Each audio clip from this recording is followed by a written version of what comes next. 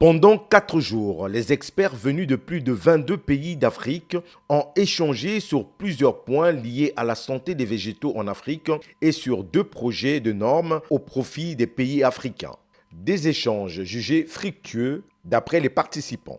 Nous avons appris beaucoup parce que nous avons discuté des normes internationales pour les mesures phytosanitaires. Nous avons le commerce international qui grandit. Et pour qu'on puisse commercialiser, il faut faciliter donc ce commerce international.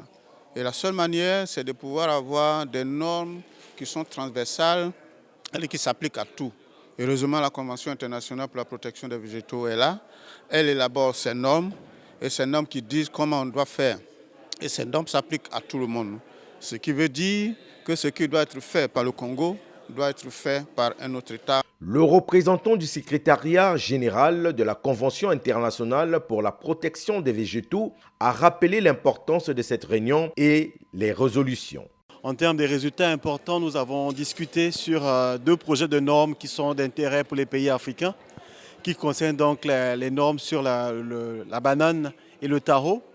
Et donc les pays africains ont formulé des commentaires et des recommandations qui vont permettre de faire valoir la voix de l'Afrique dans la discussion qui vont continuer jusqu'à l'adoption de ces normes l'année prochaine au cours de la commission des mesures phytosanitaires. Donc, techniquement, c'est déjà de faire un travail de plaidoyer auprès des pays africains pour que les questions de santé des végétaux soient prises en compte à un haut niveau.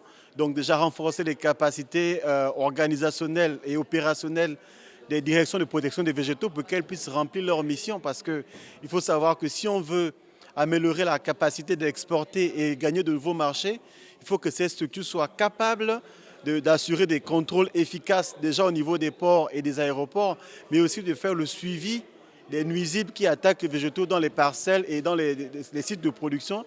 Représentant le directeur de cabinet du ministère de l'Agriculture, Alphonsine Louari, a remercié les participants qui ont œuvré pour le bon déroulement de cette réunion. Rendez-vous est pris pour le prochain atelier qui aura lieu à Libreville, au Gabon.